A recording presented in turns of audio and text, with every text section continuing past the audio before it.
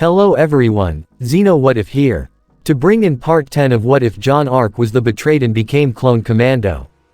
Link down in the description of the fanfiction of this, What If. Listen here YouTube. I do not own anything and this isn't a scam. Chapter 28. All across Remnant, multiple battlefronts are being waged as the clones and droids are waging war against the huntsmen and huntresses as well as the Atlas military. In the deserts of Vacuo, a contingency of rogue huntsmen that are now joined by bandits and criminals are attacking one of the cities of Vacuo. Their plan, to use it as some sort of fortress, they don't care if they kill civilians. The city and its resources are all that matters, but right now they are being engaged by a battalion of Special Ops clone troopers. They are led by CC 1993 Jet. They pushed through the city and cornered the huntsmen in their base of operations.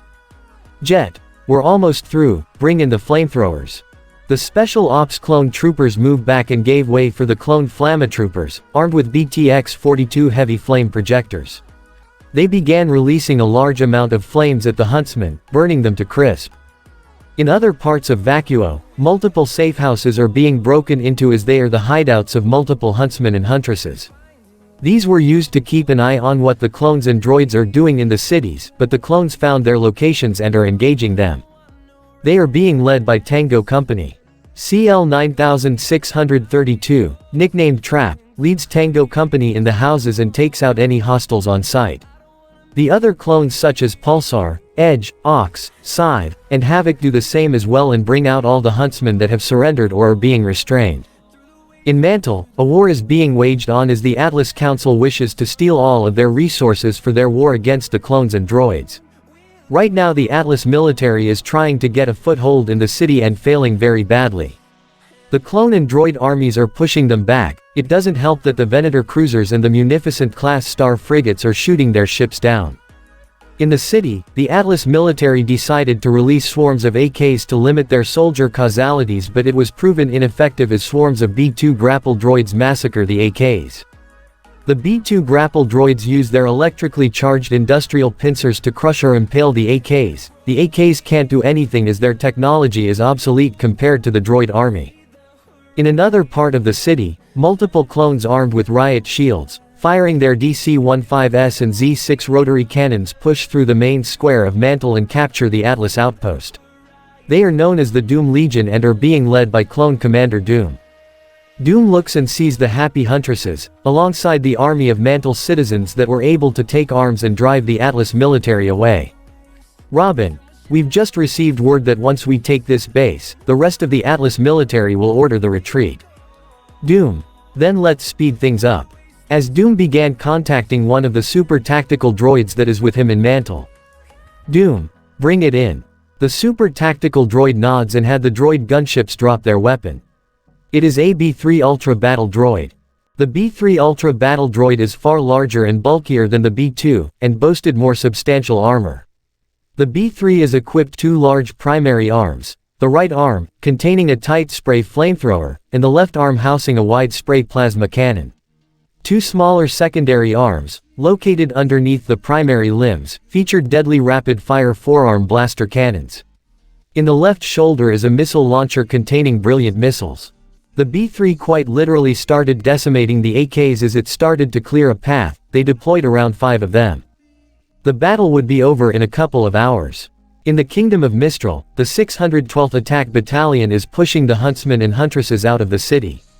Turns out, after the Battle of Haven and the death of Lionheart, some of the huntsmen of Mistral didn't like it and listened to Ozpin's lies. They teamed up with a small battalion of the Atlas military and went to attack the clones and droids base. Clone Commander CC 4572, nicknamed Ganch, oversees the battle and sees the huntsmen bring in the paladins and spider droids. Ganch, they never learned, do they? Ganch looks to the super tactical droid with him and the droid nods. The super tactical droid presses a button on the console. Super tactical droid, deploy the super tanks, attack formation. The gates of the clone and droid base open as a group of around 6 super tanks enters the battle. The paladins and spider droids fired on the super tanks, but it did nothing due to the tank's heavy armor and ray shield technology. Mistral huntsman, what the hell? That did nothing. The super tanks opened up a section of its armor plating. There were the tank's main weapons, a set of twin warhead launchers. They began firing it at the huntsmen as the rockets literally destroyed the paladins and spider droids easily. One of the clones was about to charge and finish them off. But Squawk, a clone from the 612th Attack Battalion, stops him. "Squawk, don't bother, the super tanks will finish them off." They watch as the huntsmen retreat out of there as the super tanks continue to decimate their forces. In Menagerie, a couple of SDC ships were, despite suffering numerous casualties, able to drop in an army of AKs, paladins, and spider droids. They began marching in formation towards the city. What they don't know is there is an entire army of droids waiting for them. And the minute they see the SDC's forces, the super tactical droid gave the order. "Super tactical droid, go. Go." The droid army fires all their blasters at the SDC forces as the AKs fall down like dominoes. Numerous vulture droids and hyena bombers took the skies and took out the SDC from the air. They didn't stand a chance. The same goes for another group of SDC forces that tried to attack in a more rural area of Menagerie where multiple small villages are, but they are reinforced by the 41st Elite Corps, wearing scout trooper armor. They are armed with AT-RTs, AT-APs, AT-TEs, and juggernauts. In another part of Remnant, the place that was once known as the Land of Darkness has been turned into a facility for both the clones and droids. Inside one of the facilities is a huge lab where the clones and droids turn the Grimm into their allies, essentially turning them into mounts they ride into battle. Multiple clone commandos, clones, RT troopers, and droids work hard at turning the Grimm into their side. They got rid of the lower-class Grimm and used the high-class Grimm for their mounts. They even did a field test with the Wolfpack and it worked out perfectly. In the Dragon Continent, a certain Raven is ready to exact her revenge. Their leader is going to pay for destroying her tribe.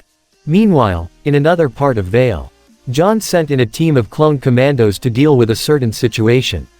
The team they sent is Epsilon Squad. The leader of the squad is Vale, he has red markings and a comma. The members are Riggs, a commando with a visor and yellow markings, Plank, a commando with gray markings and a helmet attachment, and Wit, a commando with green markings. The mission, to rescue the Vale, Mistral, and Vacuo Council. Ozpin had a group of huntsmen kidnap the council and have them holed up in one of the buildings.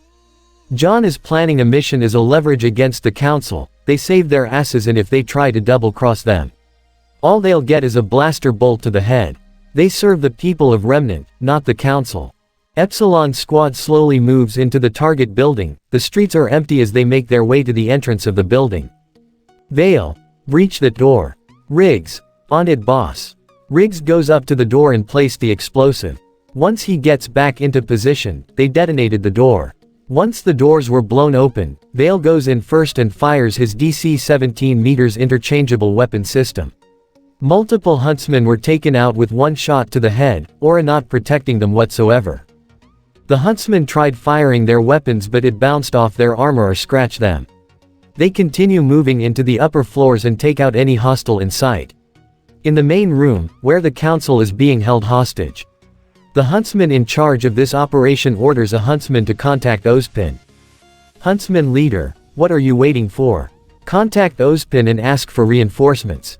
Huntsman, we can't, they're jamming our scrolls. Huntsman leader, damn it. He goes to the cameras and see the clone commandos moving in on their position. Epsilon Squad moves in and continues taking out huntsmen left and right. Vale, Plank, you're up. Vale covers the right hallway as Plank moves into the left, followed by Riggs and Wit. Vale follows from behind. Suddenly one huntsman throws a dust grenade. Plank immediately rolls to the ground and grabs the grenade, throwing back to the huntsman. In the smoke, 4 huntsmen charged right at Epsilon Squad. Vale charges in and tackles one huntsman to the ground.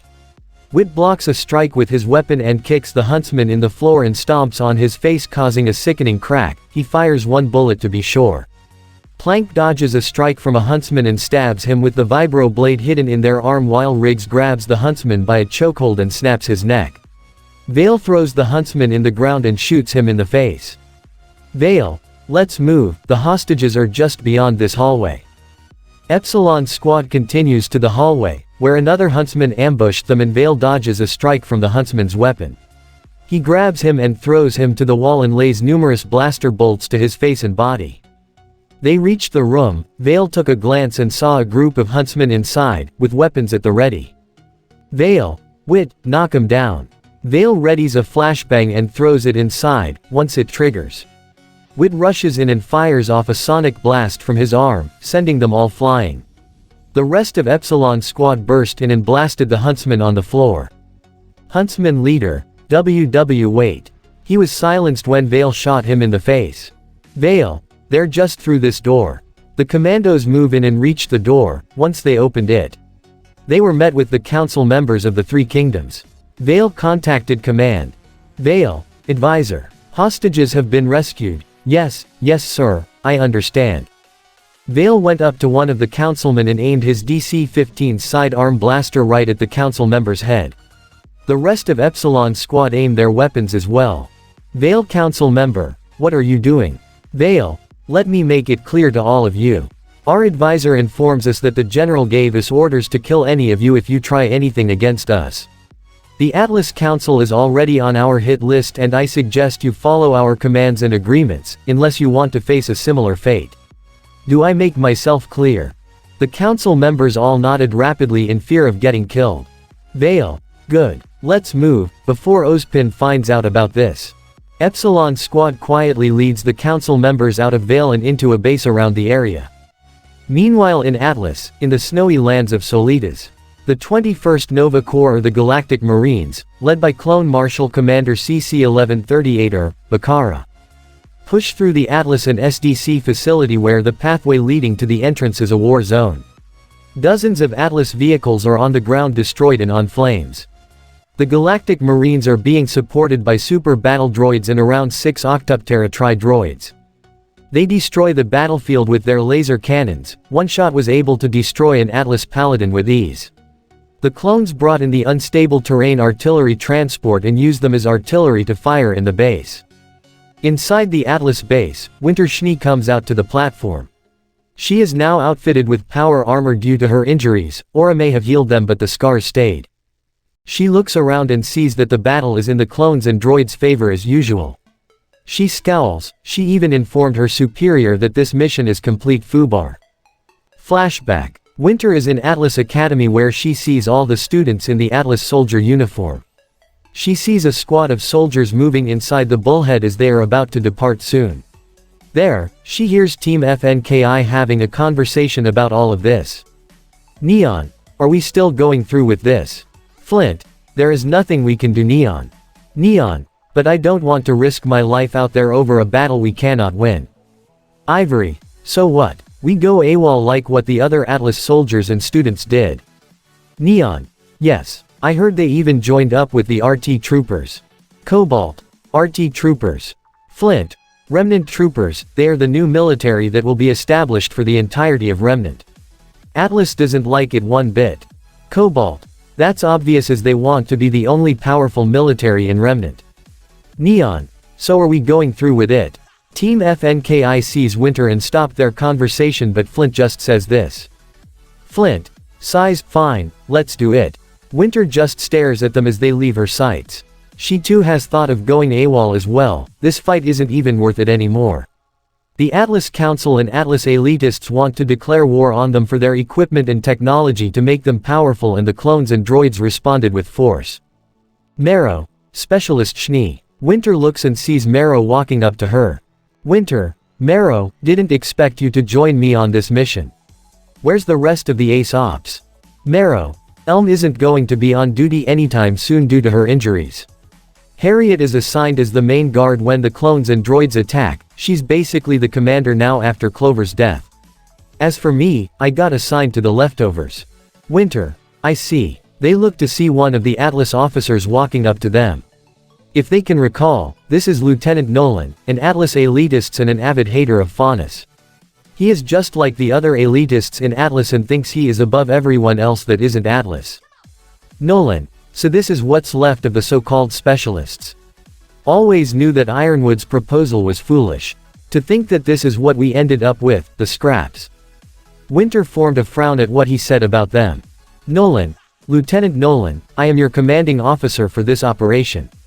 We're heading to the Atlas military base in Solitas. Your father and numerous other contacts of his has important cargo in that facility and we need to defend it from these clones at all cost. Winter. And what happens if the clones break the line? Nolan. Then we hold the line and defend the base. I'm sure you would know that, specialist. Lieutenant Nolan takes a look at Marrow and rolls his eyes. Nolan. Fantastic, I'm in command of a Faunus. Marrow. Problem, sir. Nolan. Yes. I don't like used equipment and the same thing can be said for you Schnee. Your usefulness for Atlas is dwindling and this mission will prove if you are still a valuable resource to us and your father. Nolan then walks inside the bullhead. Nolan. Let's go. Flashback ends. Winter. We need to order the retreat. Nolan. Absolutely not. Winter looks behind her and sees Lieutenant Nolan. Winter. Sir, this battle is lost. Our best option right now is to order the retreat or else suffer more casualties. Nolan. I'm in command here specialist and I order you to gather the men and hold this position. I'll head to the bullhead and deliver the rest of the convoy to the outpost. Winter. Are you going to leave us here to die? Nolan. Do your duty specialist, follow your orders now. I am not going to waste precious resources on this base, the cargo is more important than these soldiers. Now follow your mission and hold the line. Winter. Yes sir. Winter said in an angry tone, as Lieutenant Nolan rushes off to the bullhead. Marrow can be seen sprinting to Winter and reports the situation. Marrow. The clones and droids broke through the main entrance, the rest of the battalion is falling back. We need to order the retreat, specialist or else we're as good as dead. Winter. I'm afraid we can't do that. As Winter gestures to the bullheads leaving the base, Marrow was shocked and angry by this. Marrow. Are they just leaving us here to die? Winter. Sadly they are, and I believe more trouble is headed our way. They look and see 3 RWBY-class transport shuttles land in the base. They open their doors as squads of RT troopers rush off out of there. In the other shuttle, a group of 10 clone commandos exit the shuttle and 1 clone commando can be seen standing in the shuttle. That is RC-1262, also known as Delta 62 or Scorch. Both the clone commandos and RT troopers push through the base. Numerous Atlas soldiers and students dropped their guns and surrendered to them.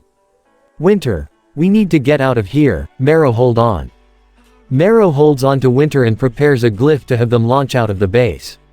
A few of the RT troopers see them and went after them. RT trooper. Stop them now. The RT troopers fired their blasters at them as Winter launches them off the base. They were sent flying and crashed onto the snow. The minute they were able to stand, they quickly sprinted on out of there. RT trooper. There they are. Blast them. A squad of around 20 RT troopers on the pathway began firing at Winter and Marrow. They began sprinting as fast as they can away from the base, but Marrow got shot in the leg and collapses to the snow. Winter picked him up and got out of sight of the RTs. RT trooper. Sir, should we pursue? RT sergeant. Commander, orders. With the RT troopers now being deployed all over Remnant. To distinguish who among them are of rank, they are equipped with a pauldron and have markings that tell of their rank. Yellow meaning commander, red meaning captain, blue meaning lieutenant, and green meaning sergeant. The RT sergeant turns to one of the other commander leading the assault. He is Commander Keller. He looks over the snowy terrain and sees the silhouettes of Winter and Marrow moving out of his sights. Keller. Contact the outpost and inform them we have 2 runaway Atlas operatives and to capture them immediately. RT Sergeant. Yes Commander. In the snowy terrains of Solitas, Winter continues carrying Marrow as the snowstorm is approaching. Winter. How's your leg? Marrow. It's fine, but I need to patch it up if I can walk properly. You still have your weapon. I didn't see it with you when we ran. Winter. I dropped it when the RT troopers started firing at us. Do you have any weapons with you? Marrow. No. Winter. Then we need to move. Our best hope is to find an Atlas bullhead that was shot down. No doubt they have supplies inside. After a few more minutes of walking through the snow, they were able to spot a downed Atlas bullhead. Winter put Marrow down in the snow as she went to check out the bullhead. When she arrived in the crashed bullhead, she was able to open the doors and found nothing but empty crates. She theorized they were either taken by the clones or possibly bandits. She continues searching the bullhead for anything when she heard a noise. I wouldn't do that if I were you. Winter looks behind her and sees a clone aiming his DC-17S at her. This is Mayday, a clone commander. He is equipped with Phase 2 clone armor. His helmet is equipped with an antenna on the right side of his helmet, a visor and heated pads over the air filtration units on his helmet. Then finally, 2 gray stripes coming down from the sides on the top of his helmet. His armor markings are that of light and dark brown. Majority of his armor has cloth wrapped around his armor, similar to Keller's. He wears a pauldron that on his right shoulder and held by a cross strap that went across his chest, which is under the cloth and has an antenna on his left shoulder piece. He also sports a white comma and a backpack with a heating system. Mayday, don't try anything. We have your friend over there and it looks like he's injured and you have no weapon. Now come on, we'll take you back to our base. Hopefully you will behave. Winter slowly moves out of the bullhead with Mayday aiming his DC-15S at her. Once she reaches outside, she sees 2 clones carrying a restrained Marrow. The clone armor of Mayday's unit is the standard Phase 2 armor with light brown markings. Their helmets are equipped with heated pads over the air filtration units on his helmet, a white pauldron and comma. They also have multiple ammo straps in their chest and a backpack with a heating system. Mayday, move along now, we won't bite. Winter reluctantly nods as Mayday and the clones take them to their outpost. They reach the outpost and saw 2 clones on the tower. Mayday gives them a wave as they head inside. Mayday, well, make yourselves at home. Till Bakara or Keller arrives, you'll be staying here. The 2 clones put Marrow down in the crates as one of them began patching him up. While Winter just stands and continues to remain on guard. Marrow, so, you guys have any names or something? Winter, Marrow, be silent. Mayday, yup, name's Mayday. This here is Hex and Veach. Mayday gestures to the clones with him, Marrow nods and Winter just stays quiet. Marrow, well, the name's Marrow and this here is Specialist Winter Schnee.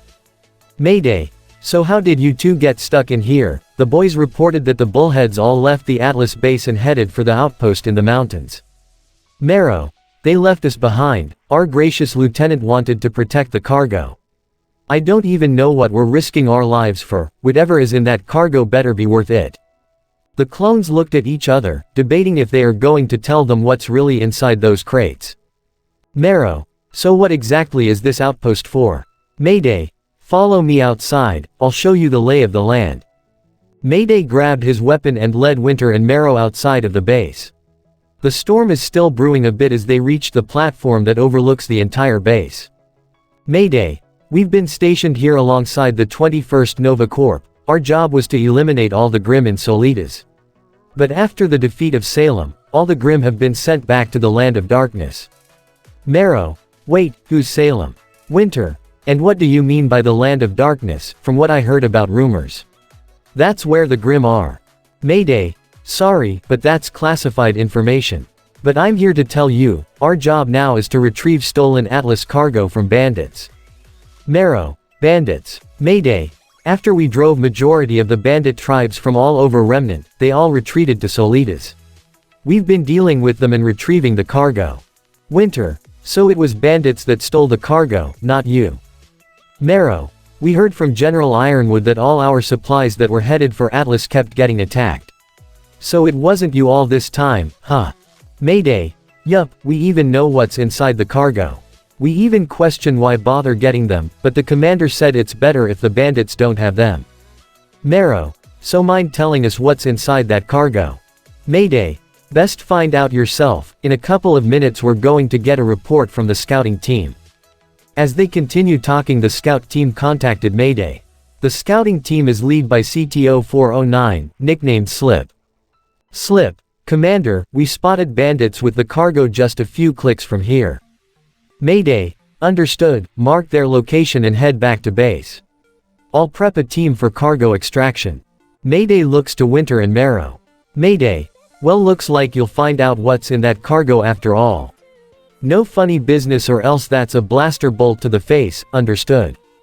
Winter, Crystal, time skip. The team of clones, comprised of Mayday, Hex and Veach, head down to one of the caves that they used to travel around the area to avoid Grimm or the storm, following them behind is Winter and Marrow. Veach is behind them with a DC-15 rifle, ready to shot them, if they try anything.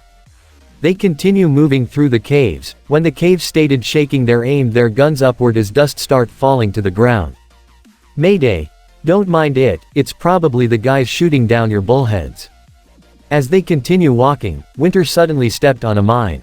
Mayday. Pressure mine. Marrow takes a closer look and recognizes the mine. Marrow. It's one of the mines from Atlas. Hex. Looks like the bandits are putting your stolen equipment to good use. Not like you know how to even protect your gear anyway. Winter. Do you know how to disarm it, Marrow? Marrow. No. Mayday. But I can. Even though it's not a mine I'm not familiar with, but I'm pretty sure they're all the same. As Mayday began doing work on the mine, he had his men keep watch. Mayday.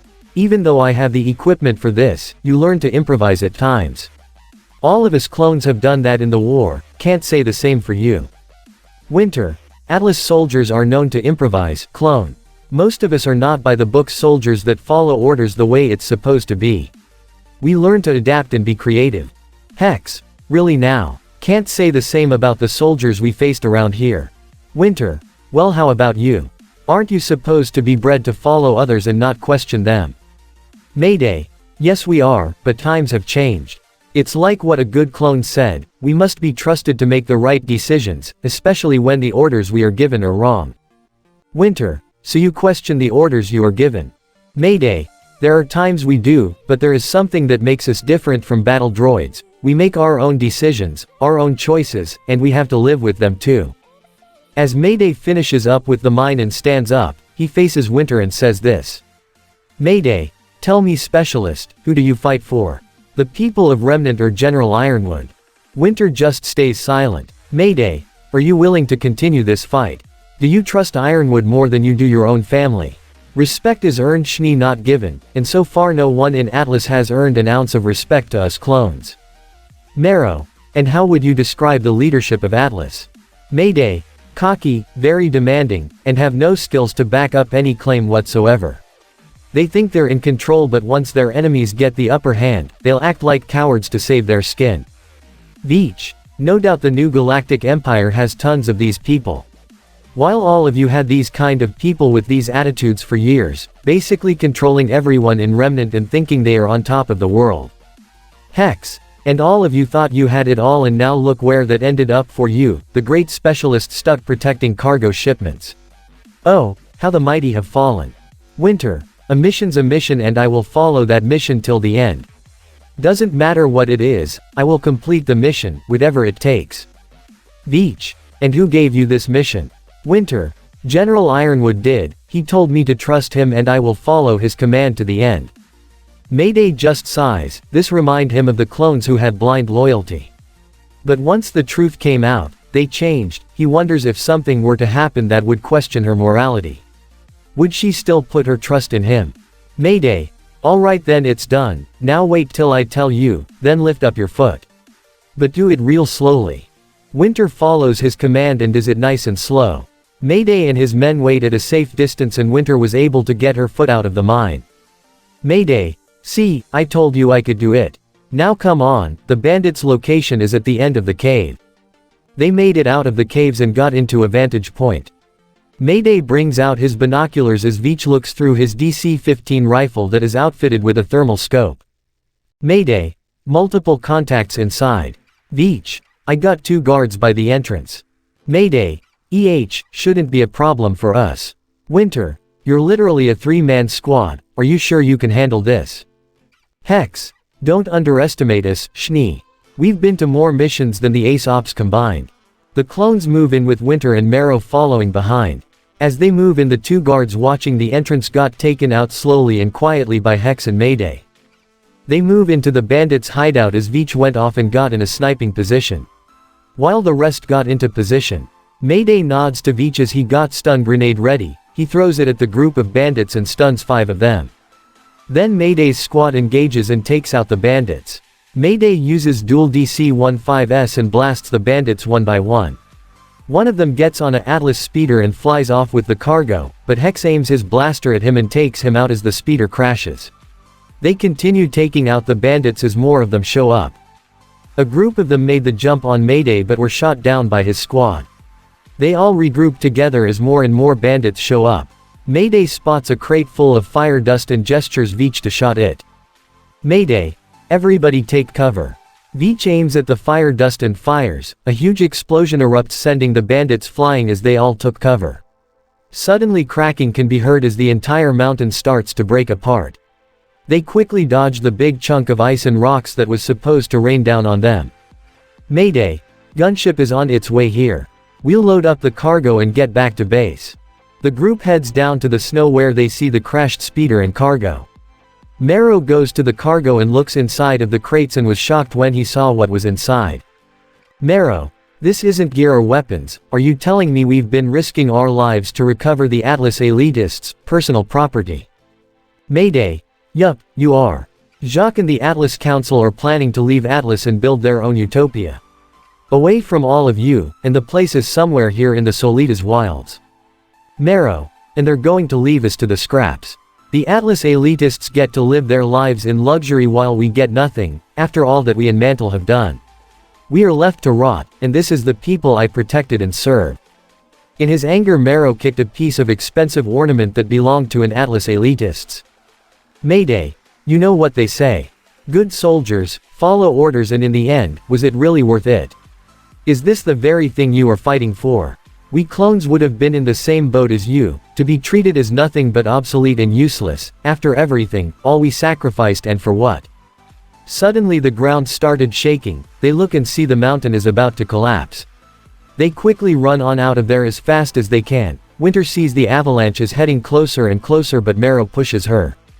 Marrow, look out. Marrow trips and rolls to the ground as the avalanche took him. Winter was about to get up, but the avalanche took her as well. Once it stops, Winter got out of the snow and she weakly climbs out of it. She looks around and tries to find Marrow, and moves slowly to where she believed he is. Luckily, she sees Marrow with Mayday and the clones as the gunship was able to locate their position. Winter, is he alright? Mayday, he is, but once we bring him in the gunship he should be fine. Winter looks down a bit, questioning if this the right thing to do. Winter, that won't be necessary. Mayday, are you out of your mind, specialist? Marrow needs medical attention, immediately. Winter, we can give him medical attention once we reach the Atlas outpost. Hex, the Atlas outpost is a couple of miles from here, you won't make it and Marrow will die. Winter, we'll make it, I assure you we will. I have a duty to Atlas and Ironwood. I won't abandon my post and I certainly won't betray the general. Mayday, this isn't about the mission nor is it about Ironwood.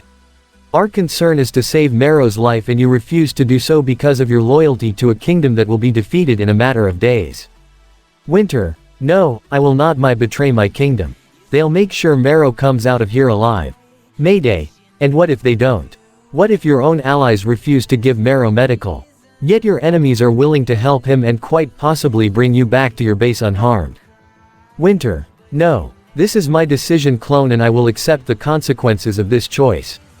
Mayday looks to his squad as they are unsure of her decision. He even sees the pilots of the gunship starting at her as well. Mayday, so be it. Veach, but sir, what about? Mayday, she has made her decision, Veach, and she will have to live with it. He throws Winter a DC-17 pistol. She looks at it and grabs it, then she looks to Mayday. Mayday, I hope you make the right decision, Schnee. The gunship closes as she watches it fly away from her sights. She looks at Marrow and has a face of regret, but ignores it as she presses onto the Atlas outpost. They walked for miles in the heavy snowstorm as they finally made it to the outpost. In the outpost, Atlas soldiers can be seen loading the cargo out of the Bullhead and into the SDC freighters. Lieutenant Nolan is overseeing the operation, when he notices one of the Atlas soldiers shout out something. Atlas soldier, over there. Look. All the Atlas soldiers look and went to the platform. Lieutenant Nolan follows them as well. Nolan, step aside, step aside. Lieutenant Nolan sees Winter carrying Marrow, who is struggling to even stand up. Both of them are covered with ice all around their clothes. Nolan, get back to work and load those crates. All of you. The Atlas soldiers nod and went back to work. Lieutenant Nolan walks to Winter and Marrow. They both kneel down as Winter gently laid Marrow in the floor. Nolan, about time you two returned. Winter, He need a medic. Nolan, I see during your trek to this base you didn't retrieve the crates that were shot down, which means you failed your mission. This will go poorly on your report, Specialist. Your father would be most disappointed in you. Winter, did you hear what I said?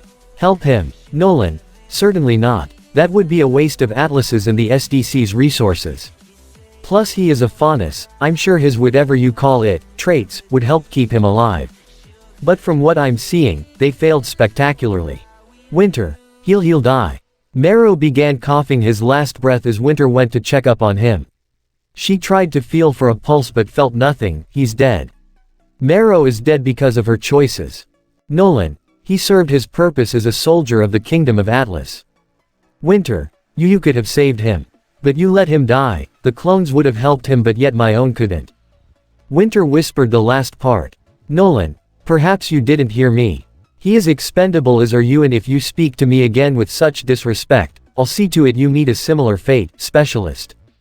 Suddenly, the sounds of explosions can be heard as the clones and droids have found the facility. Nolan, Specialist, leave this faunus to rot and get a weapon and defend this facility now. After all, you are still useful to us, for now. Winter looks and sees gunships heading in. She looks down in guilt and stood up, facing Lieutenant Nolan. Winter, Lieutenant. Lieutenant Nolan looks back at Winter as she holds the DC-17 pistol and fires it at him. He drops dead on the ground. Winter just breathes heavily and collapses to the ground in defeat and starts crying. Atlas soldier. Hey, drop it. The Atlas soldiers were about to head to Winter but were stopped as RT troopers head in the base and started blasting them. After that, the RT troopers went to Winter and aimed their guns at her. She looks up and sees a group of them all aiming their DC-15s at her. But she sees two figures move in as the RT troopers move aside for them. Winter sees its commander Mayday and with him is Commander Bakara and Keller. Winter, Mayday, I'm sorry I should have went with you. Marrow's gone. Winter just collapses to the floor as she passes out. Mayday had Bakara check on Marrow and he confirms it. Marrow is truly dead. Mayday just sighs. He wished she would have made a different decision, but you can never really expect what can happen in times like this. He carries Winter's body to the gunship to treat her for medical as Bakara does the same for Marrow, so that they can give him a proper burial. It was silence as they walked back to the gunship. As to them, this didn't feel like a victory. Chapter 29. In the skies, a Consular-class cruiser makes its way out of the Dragon continent as it rendezvous with the fleet. Inside of it, is John, Kalani, his team, RWBY, Blake, Kiro, and Salem. John is talking with Crocia on the screen, located above the pilot controls. John, Crocia, is the fleet set and ready to go? Crocia, yes General, the entirety of the 636th Legion ready to go on your orders. The new units have just arrived and are itching for a fight. John, are we getting any support from any of the other legions? Crocia, yes we are, the 501st, 332nd, and 212th will rendezvous with us on Vale. We have reports from Commander Pons that Ozpin and Ironwood are setting up their defenses, and all civilians in the kingdom have been evacuated. John, good. Any word from our contact? Crocia, our contact has provided us with the necessary info we need to win this battle. They'll meet you once you make it inside Beacon. John, good work, Crocia. We'll be arriving shortly, prepare for our arrival. Crocia, yes, General.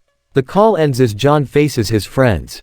Kiro, so Ozpin is preparing one last stand in Beacon, huh? From what I can tell he's either using the students as cannon fodder while he escapes. Kira, of course he is. When the attack is happening, him and his inner circle will try to find a way to escape Beacon and head to Atlas. John, don't worry, we'll have cruisers guarding the skies. They won't be getting out of Vale without us knowing. Salem, and what part will I play when the chaos starts? John, you'll be leading your unit in the battle. It's time we see if that training really paid off. Salem, I see, very well then. They were interrupted when something hit their ship. RWBY, what was that? John, status report. Clone pilot, it seems we got movement on top of the ship. Scans shows it's trying to break through the hull. Kira, is it Grimm? Clone pilot, negative, ma'am. Scans pinpointed that there are no Grimm in sight. Ren, Then what's up the ship? Kiro, I have a good feeling I know what's up there. On top of the ship, Raven can be seen using her katana to cut through a hole, and it's doing poorly. Kalani, John, I suggest we open the doors of the ship and deal with whoever this is, personally. John, if it's who Kiro thinks it is, then open the doors. The clone pilots look behind John and nods. They activate a switch and the doors were opened. Raven sees this and quickly heads in, her anger blinding her to the fact the enemy opened their doors on purpose. Once she makes it inside, she looks around and sees there are no clones or droids inside. She speculated they're all in the cockpit and made her way there. When she reaches those doors, they were suddenly opened and she comes face to face with everyone. Kiro, well, look what we have here. It's nice to see you again, dear sister, not. Raven, Kiro, what are you even doing with these clones? I never expected you to join up with them, considering you were Ozpin's little lapdog. Kiro, if you know what's going on with Ozpin, you would understand why I left. Raven, ah, so you took a page from me. Kiro, no, I didn't run away like a coward and left her family behind. I stayed and made sure that Tai and RWBY are safe from Ozpin's clutches. Raven, and you are leaving Yang behind. RWBY, with what's going on in her head right now, there's no changing her mind. John, indeed, but right now, we have another problem to take off. Raven, oh, and you think a soldier is enough to stop me? John, no, but I know she can. John and Kalani move aside and Salem steps forward. She brings out her lightsaber and gets in a stance. Raven, and who are you supposed to be? Salem, I pity you didn't recognize me. After all, you kept boasting on how you have the power and strength to beat me and that the strong rule over the weak. Well, Raven Bronwyn, show me how strong you really are. Show me, Salem, the power of Raven Bronwyn, if you truly are strong and this philosophy of yours is not just a cover-up of how cowardly you truly are. Raven moves back a bit, eyes widen. No, that can't be right. The woman in front of her is Salem. How is this possible? She should be a Grimm, not a human. John, if you're wondering why Salem is human, it's because of this. Kalani presses a button, as the screen on top of them shows the Land of Darkness. Now turned into a clone and droid HQ, with them using the Grimm as mounts and them roaming around as their allies. Kalani, as you can see, all the Grimm in the Land of Darkness have been eliminated or repurposed to fit our needs. We have claimed victory over the Grimm weeks ago, and the ruler of them all, Salem, stands here with us. Raven, impossible. How were you even able to beat her? Salem, I said the same thing myself, but the boy came prepared and defeated me. He would have slayed me but he gave me a second chance, something we won't give Ozpin. John, so tell me Raven Bronwyn, are you still going to defeat Salem or surrender to us? Kiro, make your decision Raven, cause these guys have no time for useless antics. Kalani, or do you want to end up as a pile of ash, like we did with the entirety of the Bronwyn tribe? Raven eyes lit up in anger at the mention of the massacre of her tribe and used her maiden powers to lunge straight at them. But Salem was quick enough and used the force to get a hold of Raven as she floats in the air. Raven, WHWH, what is this? Salem uses force pulls and uses her lightsaber to slice the blade of Raven's katana. She was shocked that Salem's weapon cut through her weapon, then Salem began force pushing Raven straight to the door, making a bang when she hits it. She dashes forward and continues force pushing Raven around the ship as she crashes at the walls and floor of the ship. Salem is flinging Raven around like a ragdoll. Every time Raven is about to use her maiden powers, Salem just flings her to the wall again and again. John has had enough of this and when she's on the floor and was about to stand up, John fires a stun round at her as she falls to the floor.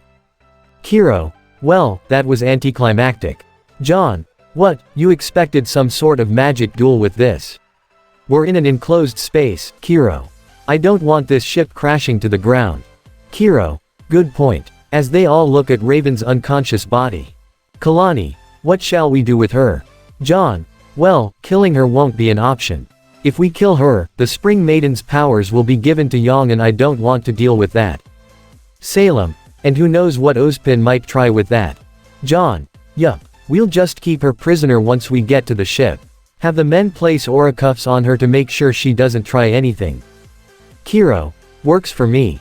The ship makes its way to the fleet as they make their way for Vale. Meanwhile in Beacon, Ozpin is having a meeting with Goodwitch and Ironwood concerning the events that have been happening for the past couple of days. Ironwood, to think our forces have been pushed all the way to Vale.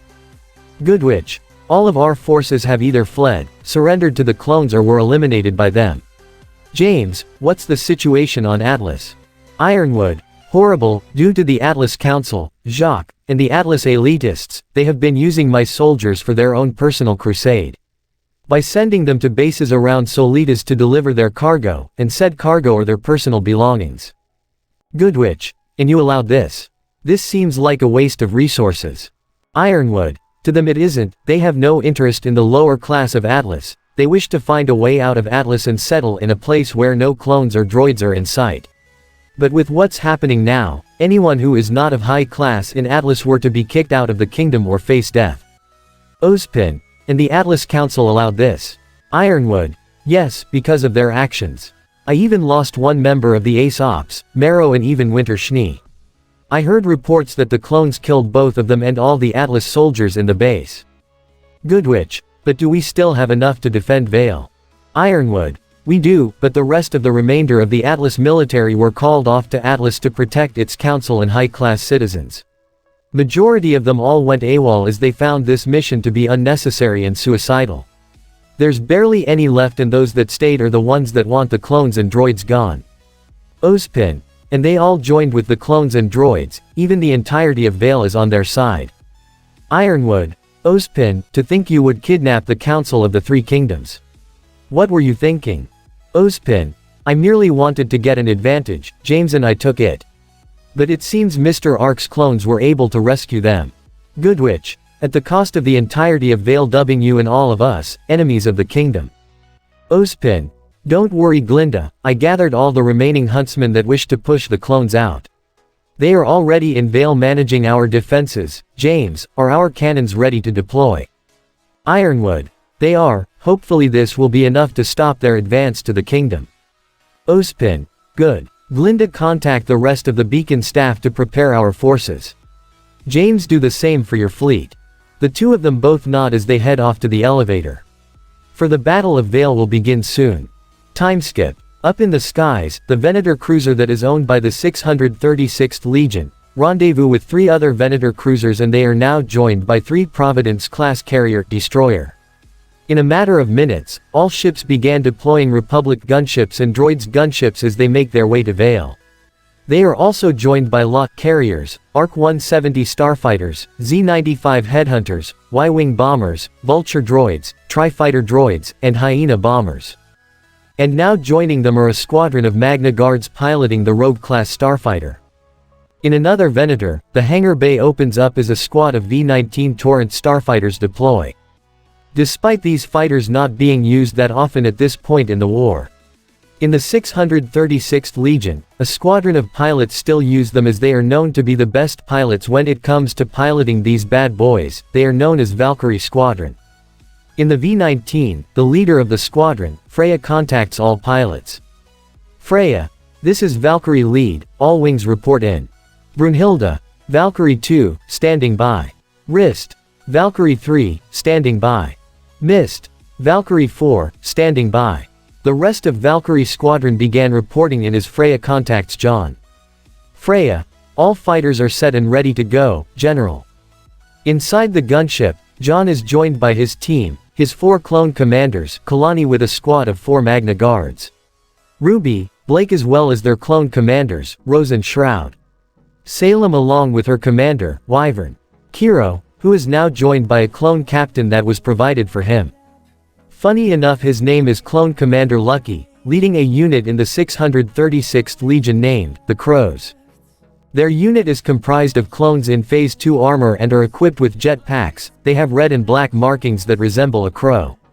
Lucky's armor has the same markings but is comprised of a visor, 2 antennas in his helmet, a chin extension, a floodlight on top of his visor and 2 stripes coming down the sides of the top of his helmet. His armor has an antenna on his left shoulder, a rank insignia on his chest plate, and finally an oval-shaped jetpack. They are also joined by 4 ARC troopers, these 4 belong to the 636th Legion. Each of their markings are that of their specific regiments and were named after their families. They are Jaune, Pélés, Lee, and Astrid. Jaune. Copy that, Freya. Just keep your eyes peeled. Once the attack begins, I want all fighters to target Ironwood's flagship. Freya. Yes, General. Jaune then contacts one of the clones stationed on Vale for a rundown of the situation. Jaune. Advisor, what's the situation on the ground? CC-01-425, also known as Advisor. He is a clone advisor that oversaw operations from Delta Squad. He is wearing Phase 2 armor with yellow markings. His markings resemble those of the 501st clones, only different is the 4 circles located in the right side of his chest, which shows rank. He is equipped with a pauldron and a comma, as well as a bandolier strapped around his shoulder. Advisor. The Huntsman and Atlas military are setting up their defenses. They have multiple ambush points all around the city. Delta Squad, Domino Squad, and Clone Force 99 have pinpointed all their locations in the city. As the holocall now showed an entire map of Vale, with dozens of red marks all around the city, pinpointing where the ambush points are located. Jaune. I see. Then I'll have Rex, Vaughn, and Cody focus their efforts on these parts and have the rest of the unit deal with the main force. Kalani, have your droids ready to deal with them as well. Kalani. Understood. All of a sudden, multiple explosions can be heard as the gunship starts shaking. Clone pilot. We got incoming. The gunships were heading close to Vale, when they saw multiple Atlas dropships firing at them. All the clone and droid fighters went up to engage them, taking a few down. The gunship bay doors open as they all got a view of the battle. Multiple explosions can be seen and fighters engaging the dropships. Some of the Atlas dropships opened their doors to engage the clones. But the clones merely fired back, taking them out. One of them threw a thermal detonator as the dropship explodes. Jaune. See you in the surface. Jaune put on his helmet and literally jumped off the gunship and flew with his jetpack. The rest of Team JNPR followed as well as the 4 clone commanders and ARC troopers of the 636th. In the skies hundreds of clones and droids in jetpacks began engaging Atlas dropships and soldiers. RWBY. Damn, I wish I brought a jetpack. Rose. Yup. Kiro. Well, looks like I got lucky. Speaking of lucky, come on let's go. Lucky. Roger that. Both Kiro and Lucky jumped out with their jetpacks and flew out to battle. Salem went up to the edge of the gunship and had a few ideas. Wyvern. Don't tell me you're planning on jumping out of there, ma'am. Salem. I am. See you at the surface. She gave a 2-finger salute and jumped off the gunship with the remaining occupants watching her leave. She lands on Atlesian dropship and equipped her dual lightsabers, which color is blue, and did a lightsaber throw at the engines causing it to explode. Salem then jumps to another dropship and heads inside, kicking 2 Atlas soldiers. She activated her lightsabers and slices their weapons and force pushes 2 other Atlas soldiers. She went to attack one soldier who tried to dodge, but she just kicked him off the ship and jumped off. She lands on one of the super battle droid rocket trooper.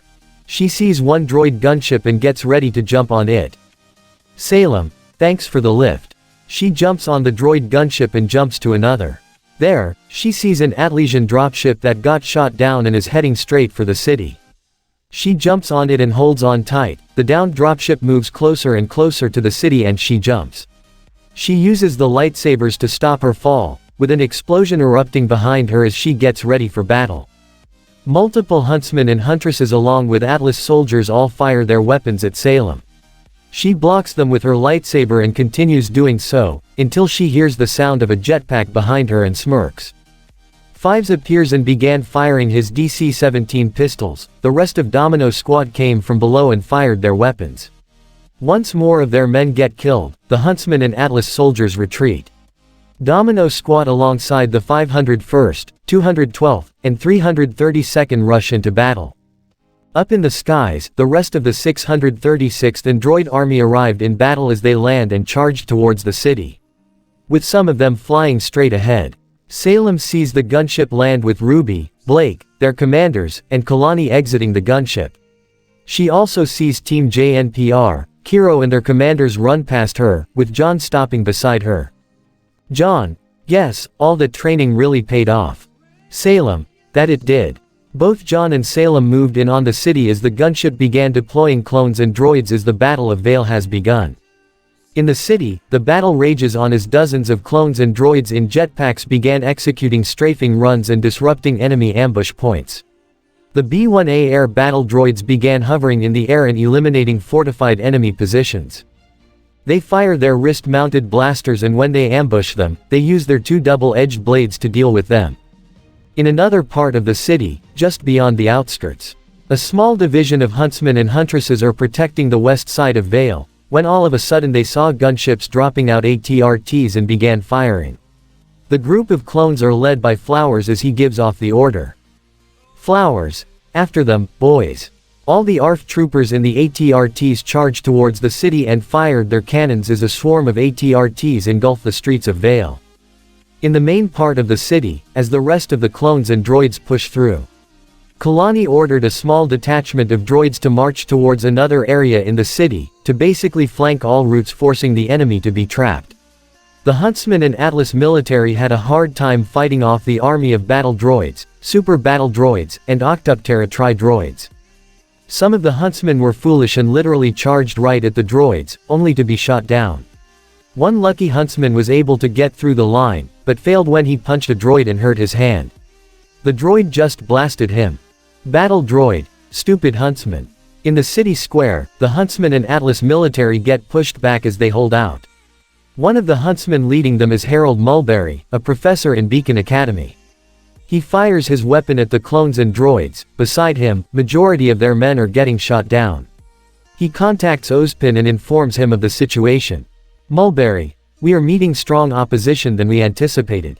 They already taken majority of the city and are moving in on Beacon. Ozpin, escape to the lower areas of the city. Green and the rest of our forces will meet you there. Mulberry, understood. The rest of the clones and droids close in on their position. These are a new unit in the 636th, comprised of 3 companies, each being led by 3 individuals. Roman, Neo, and Mercury.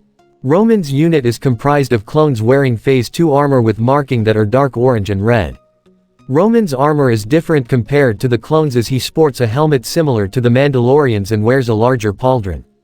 A more armored piece on his arm and a backpack, similar to the ARC troopers, and is equipped with 2 ostlers. He bears the same colored markings. Neo's unit is comprised of clones that wear Phase 2 armor but wear the Desert Trooper helmets. They are equipped with commas and 2 ammo pouches strapped to their chest. Their markings are that of a dark pink and brown, resembling Neo's colors. Her armor is the same with only different markings and an added pauldron. The unit sports a different backpack than the Desert Troopers. It is similar to what clone commandos use. Mercury's unit is comprised of clones that wear paratrooper armor. Their markings are different shades of gray. Mercury's armor is the same, with only the added pauldron. Roman fires off at the Huntsman with his DC-15 rifle and takes out one of them, then more of the Huntsmen beside Mulberry get taken out. As one of them drops a dust grenade that explodes in a puff of smoke as they make their escape, the clones push through the smoke and followed them to the alleyways. In another part of Vale, the city has been taken as multiple gunships can be seen flying in the sky. John and the rest of his team and clone officers all regroup. Kalani, the rest of the city have been taken by majority of our forces, but small pockets of huntsmen are still present. John, then we'll have our squads root them out. I don't want any surprises. One misstep and it can end badly for us. We cannot let Ozpin or his inner circle escape. Kiro, were you able to destroy Jimmy's flagship? Kalani, negative, but the rest of the Atlesian air units have been destroyed. We would send our fighters to the flagship, but are being stopped by the cannons they have placed. It seems the info from our spy stated the cannons are good enough to destroy our ships. Kiro, guess Jimmy did something that worked for once. So far this battle has been in our favor. It's a surprise that they did damage, even if it's barely. Pyrrha, do we have a plan to take them out? John, indeed we do. As John presented a hologram of what appears to be some sort of makeshift base. John, our spy was able to give us the full layout of their base. It seems Ironwood set up a control center where they can control the cannons. We disable that and the cannons would obviously shut down. Crocia, and you already have the unit for that, right General? John, indeed I do. In the vicinity of the Atlas base, a small team of clones move into position. They are the Bad Batch and Domino squad. Fives and Droid Bait look through their rangefinder and spot what they are up against. Hunter, what are we up against? Fives, a couple of AKs. I don't see any paladins nor spider droids. It seems majority of them went off to the battle. Droid Bait, same goes for Huntsman, no sight of them at all. Heavy, no doubt they were all taken out. Hunter, makes it easier for us to get in. Tech, but I do find it strange how Ironwood would not have a large force protecting this building. If this building gets captured by us, they would lose their defenses. Crosshair, doesn't matter, as long as we have the advantage that's good enough for me. Heavy, he's right you know, I rather have this than a horde of huntsmen coming after us. Cut up, you got that right. Fives, alright then brothers, let's do this. In the Atlas base, the AKs were guarding the base. When all of a sudden one of them gets shot down. Ack! Intruder alert! Intruder alert! The Bad Batch and Domino squad got out of cover and pushed through to the base. The AKs pushed forward and were shot down. Fives and Echo, with their DC-17 pistols took out two by the entrance and went to cover by the doors. Droid Bait came in with his DC-15S and fired off a shot, while Hunter slices an AK with his vibro knife. One by one, each of them entered the building. Wrecker and Heavy with his Z6 rotary cannon, provided cover fire behind them. The rest of them went up to the elevator that led to a control room filled with AKs, as they aim all their weapons. Ack! You are not authorized to be. The AK was silenced when Cut Up turned around and blasted it with his DC-15S. Then the rest of the clones opened fire. One by one the AKs go down. Crosshairs can be seen grabbing an AK with his gun and throws it, leading to Cut Up firing at it. Finally, Hunter began stabbing the AKs with his knife and Fives firing the last shots as Heavy and Wrecker reached the control center. Wrecker. I missed the fun again. Heavy. Better luck next time. Fives. Tech, it's time to get to work. Tech nods and sat at one of the chairs and began using the console. Fives. General, we secured the cannons. By now, they should shut down. John. Copy that. Fives, have the rest of the squad secure the base and prevent enemy reinforcements from taking it back.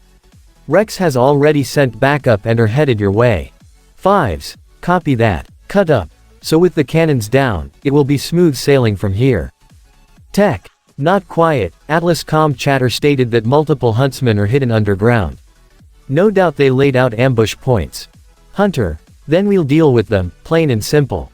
Plus, the general already has a plan for that. Echo. Indeed he does. Wrecker. All I care about is smashing those knockoff battle droids.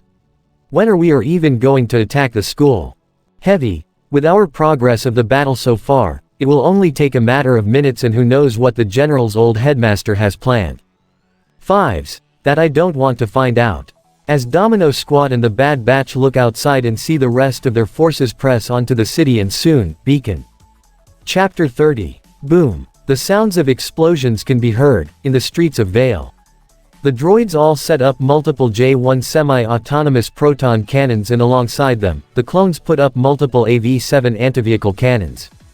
All of them targeting multiple forts set up by the Atlas military and huntsmen.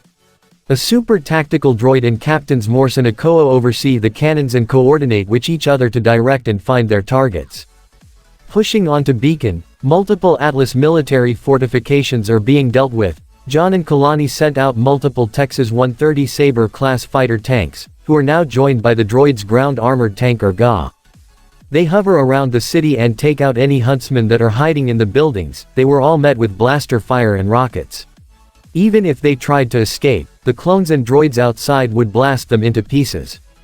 In the streets of Vale, multiple ATTEs can be seen converging to Beacon. A path was laid for them as they continue their march to the academy. Numerous huntsmen and Atlas military soldiers tried to stop them but failed miserably. In one of the ATTEs, they placed a large platform just around the cannon area, where the clones can get a good view of the battle. There, Cody and Rex oversee the convoy and made sure no interference were to appear. Cody. So far, the Huntsman and Atlas military's attempts of stopping the convoy have proven to be a failure. Rex. Yeah, but we still have those fighters to deal with. Cody. Valkyrie squadron will deal with that, my main concern is the huntsmen hiding in the lower levels of the city. The generals already have a plan for that. Cody and Rex turned around and saw a super tactical droid walk up to them. From what they recall, his name is Otto. Otto, General Kalani has informed me that him and your general will send squads of clones and commando droids to deal with this nuisance. As Otto brought out his holoprojector and showed them the layout of the lower levels of Vale. When they saw the red marks, they understood what that meant. Otto, our contact from Beacon has provided us with the locations of where the huntsmen are hiding out. Kalani will send his droids to ambush them. After that, your general will send the remainder of his forces to deal with them. Rex, you know, we never really knew who his contact is. Cody, the general has his reasons of not telling us. If he did, it may cause some problems or it's part of the plan. Otto, indeed, in due time. Our contact will reveal themselves to us sooner or later. But now, we must focus elsewhere and continue this battle. They both nod and continue on to Beacon, as the sounds of explosions and blaster fire can be heard everywhere. Meanwhile in the lower levels of Beacon, John, Kalani, and Salem head down using the maintenance elevator. Once they arrived, they were met with two clones officers. First we have Captain Vaughn, and the other is an officer of the Grimm Legion, one of the other captains named Manticore. Manticore wears Phase 2 clone's armor, his markings on his helmet and body resemble a manticore. His helmet is equipped with a rangefinder, an antenna, and a small floodlight. He also sports a pauldron and comma. John, Vaughn, report. Vaughn, we were following the remaining huntsmen and cutting off their escape routes. Majority of them slipped past us, but Torchwick stated this is most likely where they ended up. We sent in probe droids to sneak in, and with the intel given to us by our contact, we confirmed that multiple huntsmen are holed up in these tunnels. John, is this the only entrance and exit they have? Vaughn, no general, the tunnel leads to numerous entrance and exits throughout the city. Commander Crocia informed me the rest of the 636th Legion have secured the entrances. The same goes for my men. John, I see. Kalani, send them in. Kalani, understood. Inside the tunnels, the huntsmen are all holed up there and waiting for the battle to die down, or in some of their cases, wait for Ozpin to give them orders. But due to them being in the underground areas of Vale, their scrolls won't have good reception. Vale huntsmen, so how long do we even have to wait in these tunnels? Mulberry, just a few more minutes until Ozpin or Ironwood gives us the order for attack. Vale huntsmen, and how would you know that the clones and droids won't be able to find us? One of the huntsmen goes up to the middle and addresses the crown of huntsmen. This is another one of the staff of Beacon, her name is Anne Green. Green, calm yourselves, we'll no doubt be safe here, as from what Ozpin told us. The clones nor droids have no knowledge when it comes to the lower levels of Vale. We have placed multiple huntsmen all around the tunnels and will be waiting for them to arrive. Vale huntsmen, so you're basically saying we set up ambush points all around the tunnels, right? Vale huntsmen, and how would you know that can work? If you didn't recall what was happening up there, the clones and droids were able to counter our attacks. How can you be so sure they won't do the same here? Mulberry, trust us on this. Ozpin and Ironwood informed us that these tunnels are outdated. The info about the layout has been gone due to the Vale Council having no use for this, and the clones won't even bother using these tunnels. Green, and there is also a fact that these pathways are a maze, so it will take a while for them to even find us. All of the huntsmen there calmed down, but what they didn't know was in the other parts of the tunnels. The other huntsmen will experience hell. In that part of the tunnel, the huntsmen there are just resting and fixing up their weapons when they hear the sound of metal moving quickly. Vale huntsmen, did you hear that? All of the huntsmen grabbed their weapons and held them tight, wondering just what the hell is heading their way. The sound's getting closer and closer. Some of the huntsmen didn't look scared, but you can see it in their hands. They're shaking. One of the huntsmen turns his back towards the entrance. When all of a sudden, the droid appears. It was a droideka, or how they were known in the war as destroyers. They droideka transform and activates their shields, then firing their twin repeating blaster cannons, literally annihilating the huntsman in front of it. Vale huntsman, holy shit. Kill it. The huntsmen fired their weapons at the droideka, but it didn't do anything as the shield merely deflected or blocked their attacks. Some of the huntsmen charged at it, but the shield also blocked their close-ranged attacks and were met with blasters to the face. All of a sudden, more droidekas began to appear and swarm the huntsmen. The sounds of blaster fire can be heard. As Mulberry and Green look towards the entrance. Green, looks like they're here. Vale huntsman, you said they won't be able to find us. Green, don't worry, by the time they get here, we'll be long gone.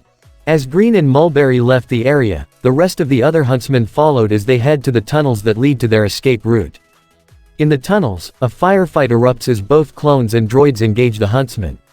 Jaune and Kalani push forward to another tunnel passageway as Vaughn and Manticore head to the other. Vaughn is equipped with his DC-15 rifle and Manticore, his DC-17 pistols. They push through with their brothers as they are armed with shields.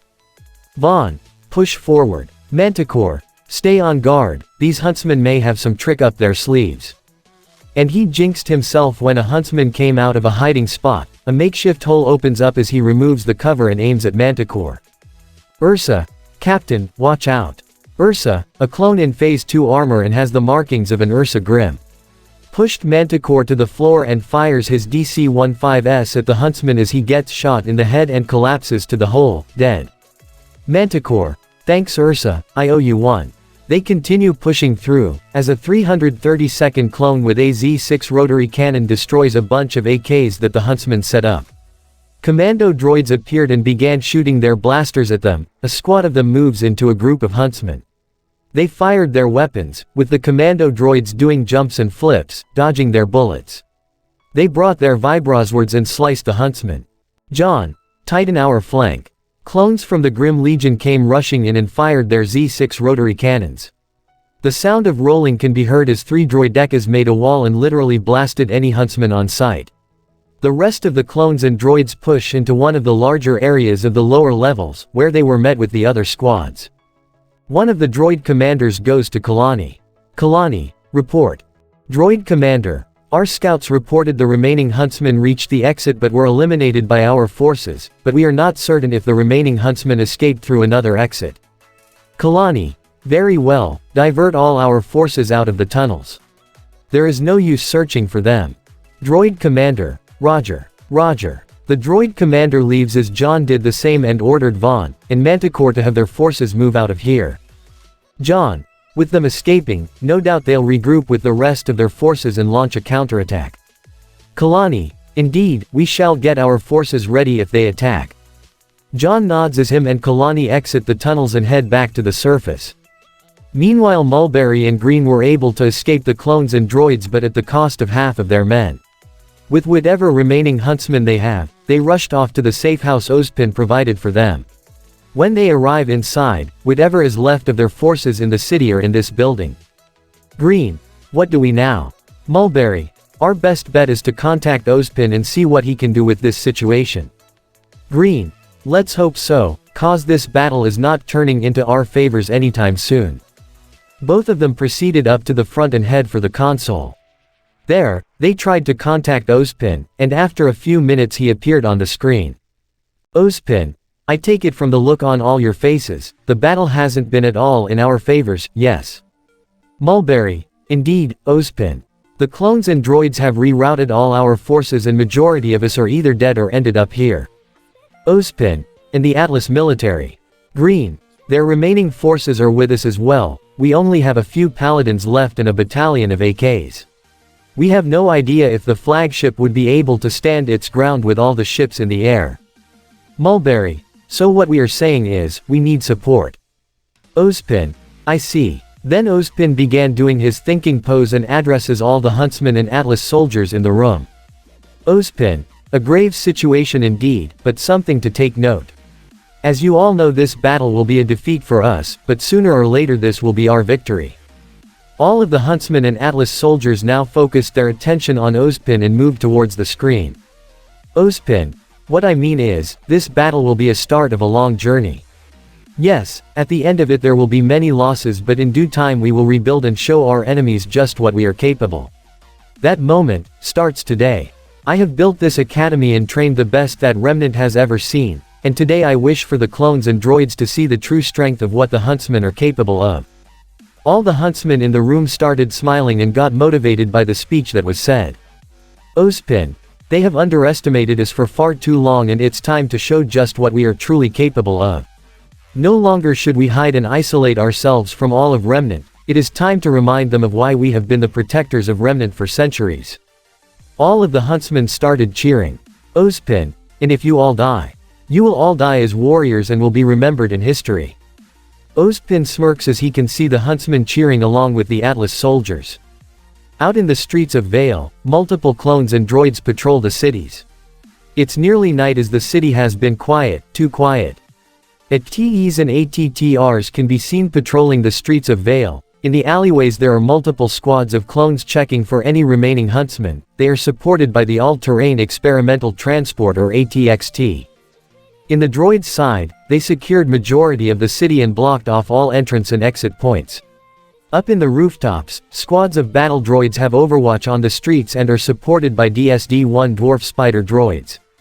In the forward command center, both Jaune and Kalani are overseeing operations around the city and are monitoring for any activity. Jaune. So nothing so far. Kalani. Indeed, the huntsmen and Atlas military must have gone into hiding or retreated back to Beacon. But reports from the convoy stated there were no sign of activity in their vicinity. Jaune. This is troubling. Ozpin probably has something up his sleeves, no doubt it will be one of his.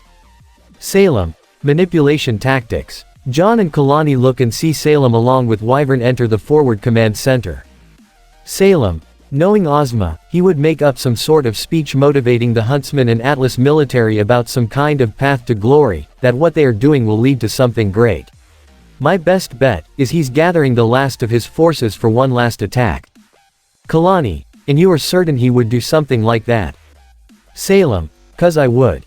And just like that, the sound of explosions can be heard. Kalani ordered all droids to get into battle positions as Jaune contacted Crocia. Jaune. Crocia, what's going on? Crocia. The huntsmen and Atlas military are charging straight for us. The flagship is making its way towards the city and deployed its remaining dropships. Jaune. Then have all units engage, now. Crocia. Yes, General. In the streets, the ATTEs and armored assault tanks or AATs began firing their cannons and blasters. The huntsmen and Atlas military ran out of the streets and began firing all their weapons at the clones and droids, with Mulberry and Green leading the charge. Mulberry. Attack. Pyrrha, Ren, Nora, RWBY, and Blake alongside their commanders ran out to the front and ordered all their men to attack. Pyrrha. Come on. Charge. All the clones and droids began charging straight for the huntsmen and Atlas soldiers, with Jaune's friends leading from the front. Blasters and explosions erupt all around the street. Back at the forward command center, Jaune, Kalani, and Salem are sprinting to the battle. Jaune. So Ozpin is making his last move in Vale before he books it from Beacon. Salem.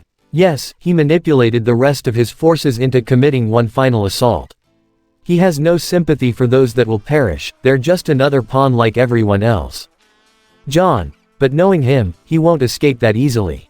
He has something planned once we head to Beacon. Salem. Knowing him, he does. Jaune. Then let's finish this battle quick and head to Beacon, ASAP. Back at the battle, Team J, NPR, RWBY, Blake, and now joined by Roman, Neo, and Mercury continue charging forward. The clones and droids following behind, with the ATTEs and AATs firing their cannons. Sending a few of the huntsmen flying as Mulberry and Green continue charging forward. RWBY kneels on the ground and fires shots with the 773 Firepuncher rifle taking out 3 huntsmen. Pyrrha charged forward and throws her spear, killing 1 huntsman. She brought out her dual DC-17 pistol and fired, killing 4 of them. She does a flip and grabs her spear. From there she delivers swings and strikes that killed the huntsman in a few hits.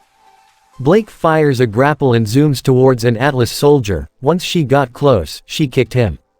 On the ground she fires a shot, dodges a shot by rolling to the ground and fires off a shot, killing a soldier and continues doing so. Ren smacks a huntsman's weapon and shoots him in the face, then does a jump kick sending 1 soldier to the ground. On the ground he fires 1 shot, does a roll and fires off another. Nora's shoulder charges 1 Atlas soldier to the ground and fires her grenade launcher, killing a group of them. Pyrrha charges forward and punches a huntsman in the face, then in the stomach, and Spartan kicks him. One clone punches a Atlas soldier, another grabs a huntsman and throws him to the floor. A commando droid slices a huntsman with its vibroblade. A B2 grapple droid stabs a soldier in the face. A clone sucker punches one huntsman, and a clone with a jetpack jumps towards a Atlas soldier. As an all-out brawl happened the street. Jaune, Kalani, and Salem were able to make it to the battlefield. Jaune was contacted by Freya. He told Kalani and Salem to go ahead while he spoke to him. Jaune: Freya, what's the situation on the air? Freya: the rest of Valkyrie squadron is engaging the flagship. The other air units are eliminating the remaining dropships. By the time this battle is done, the flagship should be destroyed. Jaune: copy that. Multiple explosions occur in the streets. The Huntsman and Atlas military are being bombarded by bombs and explosives. A squad of battle droids form up and equip themselves with RPS-6 rocket launchers, and a squad of clones equip themselves with mortars. They fired the rockets as they hit the paladins, and the mortars hitting the Huntsman and Atlas soldiers, sending them flying. Salem jumps in the battle and force pushes a group of huntsmen to the ground, as she blocks their bullets with her lightsabers and charges forward along with her legion, slicing the AKs into pieces. Another explosion occurs right in front of Mulberry as he falls back, while firing a few shots at the clones and droids. They move forward, passing the wreckage of the paladins, and start to overwhelm them. Jaune continues firing his DC-17 pistol as Mulberry and Green hold the line. Suddenly, multiple explosions hit them. Mulberry looks up and sees Kiro leading the Crows, a whole battalion of clone jet troopers, as they fired their rockets, which are located in their jetpacks. The rockets causing massive damage. Multiple Huntsmen and Atlas soldiers were sent flying. The clone jet troopers land and began engaging the Huntsmen and Atlas forces. Kiro leads the charge. Jaune sees this and orders his men to push forward. Jaune: come on, push forward. Jaune moves out of cover, followed by his team, RWBY, and Blake. Up in the skies, multiple clone and droid jet troopers can be seen engaging enemy forces on the city. With clone and droid gunships taking down Atlesian dropships, up in the skies, Valkyrie squadron makes their way to the flagship and prepares to destroy it. Freya: all units prepare missiles and fire on my command. Once they got close, Freya gave the order. Freya: fire missiles. The V-19 Torrent starfighters all fired their concussion missiles at the Atlas flagship. They hit the engines as the entire thing explodes. They all moved away from the flagship as it began crashing to the ground. In the battle, the Huntsman and Atlas military are falling back, with the clones and droids pushing forward. More and more of the Huntsmen get killed as Pyrrha began engaging Green. She kicks her weapons off her hand as Green now began blocking Pyrrha's kicks. Mulberry began firing more shots as the men around him get shot.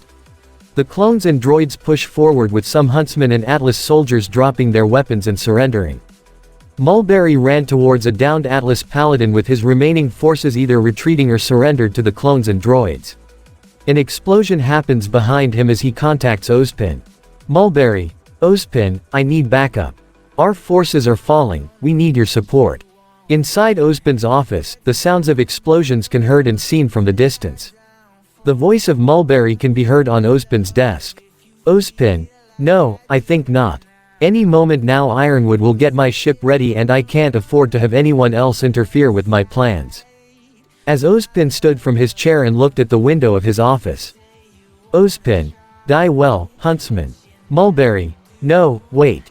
The elevator doors open and Ozpin turns around to see Goodwitch enter his office. Ozpin: is everything set for their arrival? Goodwitch: it is, Ozpin. But are you sure you are okay with this? Using your students as cannon fodder to let us escape? Ozpin: yes, I am. We need every chance we get to leave Beacon safely, and this will be our only shot of doing so, and with what I have planned, this may give us the advantage we need. Goodwitch: very well, I will trust your judgment, Ozpin. Back at Vale, the battle is a victory for the clones and droids as multiple gunships began landing and bringing in the wounded. There were no casualties from both clone and droid forces. For the droids, just a few scratches and broke pieces, while the clones have a few scratches and stab wounds. Inside one of the gunships, one of the clones tapped on the gunship, signaling the pilot to leave as it does. Crocea can be seen leading a restrained Mulberry as he pushes him to the ground. Behind him, multiple clones do the same with the restrained huntsmen and Atlas soldiers. Jaune can be seen talking to Kalani and their commanders. Once he was done, he walks to his friends. Jaune, so how are you guys holding up? Kira, we're doing fine, Jaune. That battle was something. Blake, to think they would just charge in blindly without the care that they would die. Jaune, Ospin probably spouted some bullshit about their sacrifices being that of the greater good, when in reality it's just part of his plan. Ren, so we headed to Beacon now. Jaune, we are, with the flagship destroyed and the convoy already nearing the academy. It will only a matter of time before we take it. Blake, Jaune, what about? Jaune, as for Weiss and Yang, I will let you two deal with them personally. They are your teammates and I will grant you permission to do what you believe is the right thing. I won't judge you nor would I reprimand you for what you did. Understand? RWBY, Blake, Crystal. Jaune, good. Let's get a move on. Half of the force will stay here while the rest will head to Beacon. The gunship is already here, let's go. The team puts on their helmets and grab their weapons as they board the gunship. It takes off as a convoy of gunship makes its way to Beacon. This is the end of part 10 of this What If. I hope you guys like it. Don't forget to leave a comment down below and subscribe to my channel.